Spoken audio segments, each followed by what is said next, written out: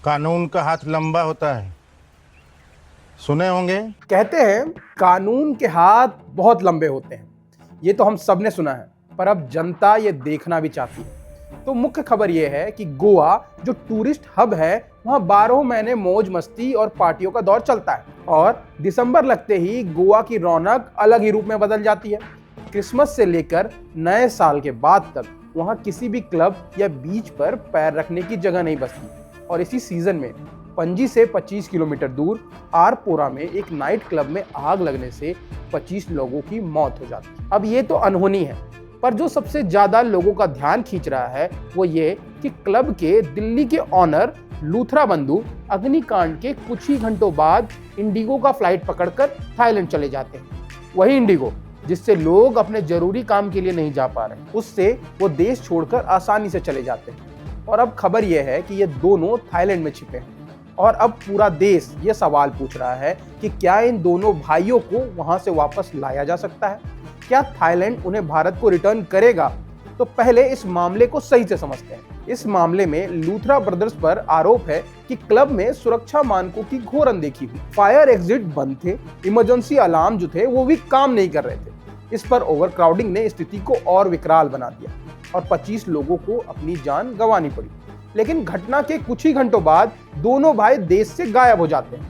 अब एजेंसियों ने जियो लोकेशन ट्रैक, इमिग्रेशन डेटा और इंटरपोल से मिलकर पता लगाया कि दोनों थाईलैंड में हैं। तो अब यह मुद्दा है कि भारत के पास क्या विकल्प मौजूद। तो आपको बता दूं कि 2013 में इंडिया थाईलैंड प्रत्यारोपण ट्रीटी इसमें मदद कर सकती है। भारत और थाईलैंड के बीच जो प्रत्यारोपण संधि है वो कहती है कि अगर कोई आरोपी एक देश में अपराध करता है और जाकर दूसरे देश में छिप जाता है तो उसे वापस भेजा जा सकता है, पर कुछ शर्तों के तहत। जैसे अपराध दोनों देशों में प्रत्यारोपण योग्य होना चाहिए, मतलब वो अपराध इतना गंभीर हो कि दोनों देशों में उस पर कम से कम 1 साल या उससे अधिक की सजा हो सके।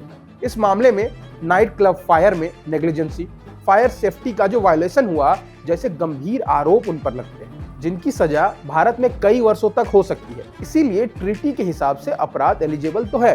साथ ही प्रत्यारोपण तभी हो सकता है जब आरोपी पर कोई पॉलिटिकल ऑफेंस या मिलिट्री ऑफेंस जैसा कोई मामला ना हो। यहाँ ऐसा भी कुछ नहीं है।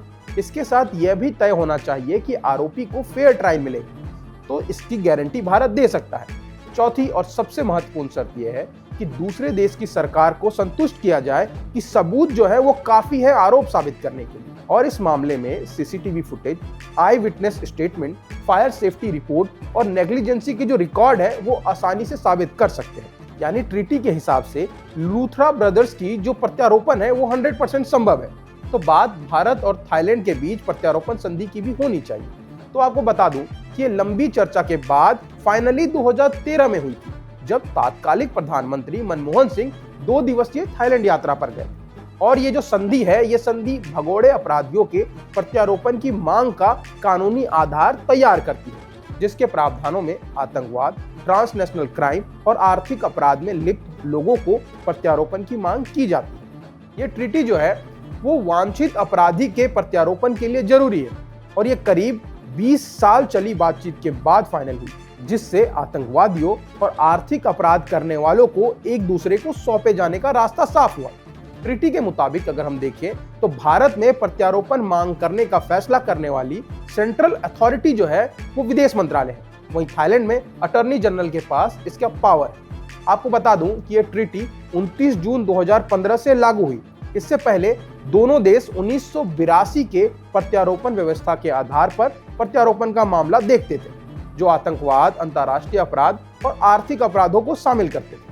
भगोड़े प्रत्यारोपण के लिए कानूनी ढांचा ये प्रदान करती थी। नई दिल्ली के रिक्वेस्ट पर थाईलैंड की तरफ से भारत भेजे गए कुछ आरोपियों में होसा राजू वेंकटेश्वर राव जो कि 2006, गुरप्रीत सिंह भुल्लर 2009 और जगत तारा सिंह तारा 2015 शामिल है। 2015 में भारत ने थाई हथियार डीलर विली उर्फ विली नारू का प्रत्यार्पण करवाया था, जिस पर चीन से आधुनिक हथियार और गोला बारूद की अवैध खरीद और भारतीय विद्रोही समूहों को उनकी आपूर्ति का आपराधिक मामला रचने का मुकदमा लगाया गया था। इस साल जनवरी में सीबीआई एक पोंजी स्कीम के जरिए निवेशकों के 87 करोड़ से ज्यादा रुपए की हेरा फेरी के आरोपी जनार्दन सुंदरम को भी बैंकॉक से लाने में कामयाब रही थी। इससे पहले 2022 में राष्ट्रीय जांच एजेंसी यानी एनआईए द्वारा वांछित खालिस्तानी कुलविंदर जीत सिंह उर्फ खानपुरिया, जो डेरा सच्चा सौदा और पंजाब पुलिस पर हमलों में शामिल था, उसको भी थाईलैंड से लाई थी। तो इन सबको देखकर तो लगता है कि गोवा क्लब के जो अग्निकांड मामले में आरोपी हैं उनको वापस लाया जा सकता है। पर एक जगह पेंच जो है वो अभी भी फंसता है। प्रत्यार्पण प्रक्रिया में दोनों को सबसे पहले भगोड़ा घोषित किया जाना जरूरी है, उसके बाद ही कोई अगला कदम उठाया जा सकता है। पर अभी तक ऐसी तो कोई जानकारी नहीं मिली। तो अब यह देखना दिलचस्प होगा कि क्या भारत सरकार उन आरोपियों को जल्द से जल्द भारत ला पाती है या नहीं।